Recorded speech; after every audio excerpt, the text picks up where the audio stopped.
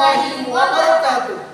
Yang terhormat Bapak Ibu Dewan Juri, perkenalkan kami dari tim LI School Universitas Harun Oler yang terdiri dari Laode Muhammad Alwan sebagai ketua, saya Irmawati sebagai anggota 1, saya Muhammad Arjun sebagai anggota 2, dan saya Sulastri sebagai anggota 3. di bawah bimbingan Bapak Dr. Rahman Piu SPD MSI dengan bangga mempresentasikan kemajuan riset kami yang berjudul LI School Inovasi Spons Organik Limbah Tanam Kosong Kelapa Sawit sebagai media semai dan media tanam hidroponik.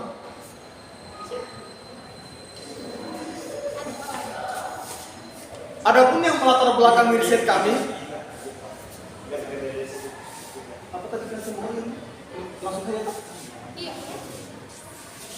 Adapun yang melatar belakangi riset kami, berdasarkan data tahun 2018, Indonesia mampu memproduksi Berdasarkan data tahun 2018,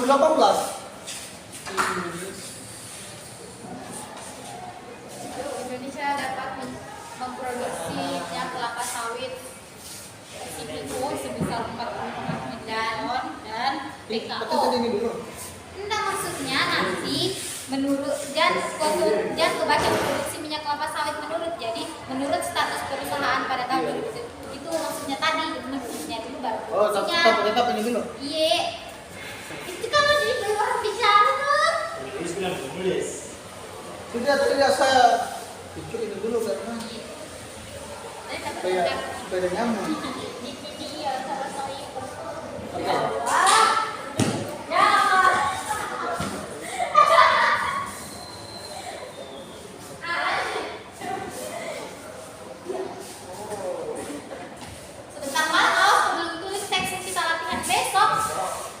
Iya.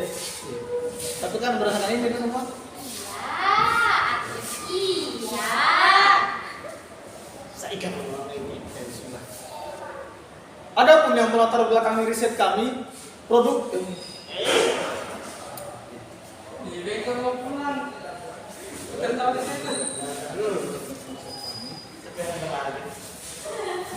Adapun yang melatar belakangi riset kami, yaitu berdasarkan data tahun 2018, Indonesia mampu memproduksi minyak kelapa sawit sebesar 40,50 juta ton palm oil dan 8,11 juta palm kernel oil. Menurut status perusahaan tahun 2018,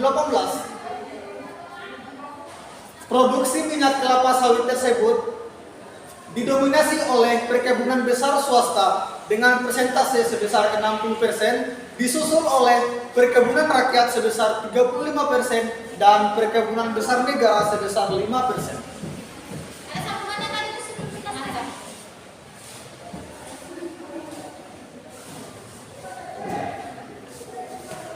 Produksi minyak sawit ini terus meningkat dari tahun ke tahun. Peningkatan produksi minyak sawit ini juga berbanding lurus dengan limbah kelapa sawit yang dihasilkan yang berupa tandan kosong kelapa sawit.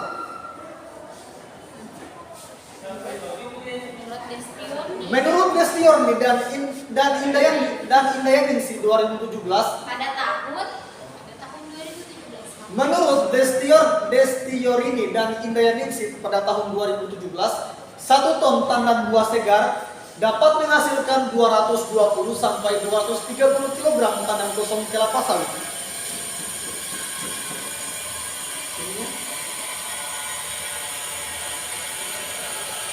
Dalam tandan kosong kelapa sawit mengandung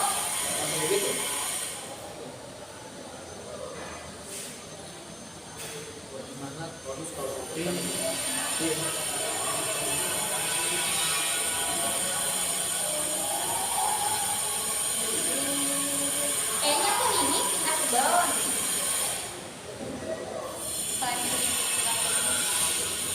Berat kita agak besar kan ini. Coba lalu kan saya foto kata kok. Oh, 3-5 hari sih aku bikin. Ini perasaan ganti deh. Masuk pada metode riset ini dilakukan dengan beberapa tahapan hingga menghasilkan produk. Tahapan yang pertama yaitu pengomposan. Tandan kosong kelapa sawit terlebih dahulu diperkecil ukurannya untuk mempercepat proses dekomposisi, dan kemudian dibuat larutan M4 dengan tambahan gula. Kapan berputar-putar selanjutnya?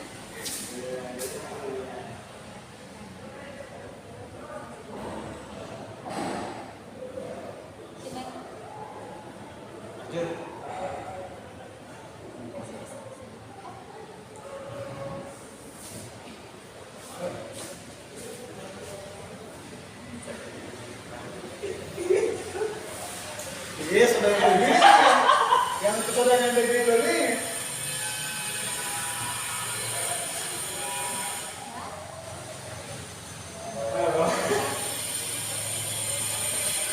Masih pada metode penelitian, riset ini dilakukan dengan beberapa tahapan hingga menghasilkan sebuah produk. Tahapan yang pertama yaitu pengomposan.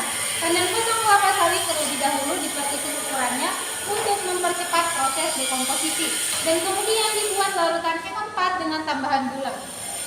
Selanjutnya, tandan kosong kelapa sawit dicampur dengan M4, kemudian didiamkan selama 30 hari dan sesekali diaduk tiap 5 hari. Tahapan yang kedua yaitu penghalusan. Sampel yang dihaluskan merupakan sampel yang tidak diberi perlakuan pengomposan. Penghalusan ini dilakukan menggunakan blender hingga diperoleh ukuran 30 dan 50 mes. Tahapan yang ketiga yaitu pencampuran. Sampel yang telah dikompos dicampur dengan sampel yang telah dihaluskan dengan tambahan 5 gram NaCNC menggunakan perbandingan 1:1, 1:2, dan 2:1. Tahapan yang keempat yaitu pencetakan. Campuran homogen yang telah dibuat kemudian diberi tekanan hingga terbentuklah produk Alloy Wool, media semai dan media tanam hidroponik. Tahapan yang kelima yaitu pengujian. Pengujian sangat penting dilakukan untuk mengetahui kualitas dari produk Alloy Wool. Adapun beberapa pengujian yang kami lakukan, yang pertama analisa kadar NPK, analisa kadar C organik, analisa pH, dan yang keempat pengujian daya serap air. Kayaknya tuh ini preparasi di sebelah pengomposan. Preparasi dulu.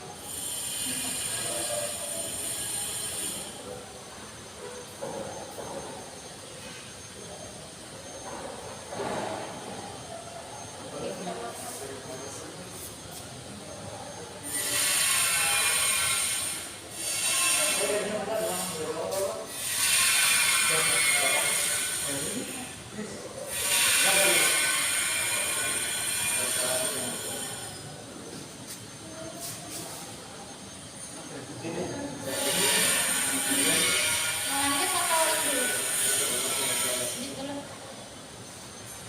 Adapun progres yang telah kami capai, yang pertama preparasi sampel, yang kedua pengomposan, yang ketiga pencetakan, dan yang terakhir pengujian daya serap. Barang-barang yang telah dicapai pada penelitian ini yaitu yang pertama pengomposan, kedua pencetakan, dan ketiga yaitu pengukuran daya serap pada media tanam. Pengomposan dilakukan kurang lebih selama 30 hari sampai kompos benar-benar matang, ditandai dengan suhu kompos yang sudah kembali seperti suhu awal pada proses pengomposan. Kemudian terjadi perubahan warna serta ketika dipegang serat mudah untuk terputus. Penambahan M4 yang bertujuan untuk mempercepat berlangsungnya proses pengomposan. Menurut Ramli dan Marlinda pada tahun 2017, pengomposan bertujuan untuk meningkatkan nilai kadar NPK pada tandan kosong kelapa sawit. Kemudian dilanjutkan kembali oleh Dewan Tari dan kawan-kawan pada tahun 2023, pengomposan dapat menurunkan kadar lignin. Wih, sate ini. Waran yang kedua yaitu pencetakan. Pencetakan dilakukan dengan pencampuran kompos dan serbuk dengan perbandingan 1:1 tanpa NaCNC dan 1:1 dengan NaCNC. Dapat kita lihat berdasarkan tabel dan gambar di mana adanya penambahan NaCNC berpengaruh pada tinggi media tanam yang dihasilkan. Hal ini terjadi sebab NaCNC berfungsi sebagai bahan perekat sehingga media tanam menjadi lebih rekat dibandingkan media tanam tanpa penambahan NaCNC. Luaran yang ketiga yaitu pengujian daya serap. Daya serap media tanam sangat penting untuk ditentukan sebab media tanam yang baik harus memiliki daya serap yang baik pula. Dapat kita lihat pada tabel bahwa media tanam yang dihasilkan memiliki daya serap yang sangat tinggi sehingga tidak dapat menopang tanaman. Lanjut. Masuk kepada capaian dan kendala. Hal-hal yang telah dicapai dalam riset kami yaitu pertama, preparasi sampel, kemudian pengujian daya serap. Untuk preparasi sampel, kendala yang dihadapi adalah kesulitan dalam menghaluskan sampel tandan kosong kelapa sawit sehingga tidak diperolehnya sampel tandan kosong kelapa sawit dengan ukuran 100 dan 200 meter. Kemudian pada pengujian daya serap air, media tanam yang dihasilkan atau LS tidak kokoh karena memiliki daya serap air yang terlalu tinggi. Kegiatan tahap berikutnya dari penelitian kami, yang pertama pembuatan spons, yang kedua analisa kadar NPK, yang ketiga analisa kadar C organik, yang keempat analisa kadar pada media tanam, yang kelima uji daya serap air pada media tanam, dan yang keenam uji responsi pada tanaman pakcoy.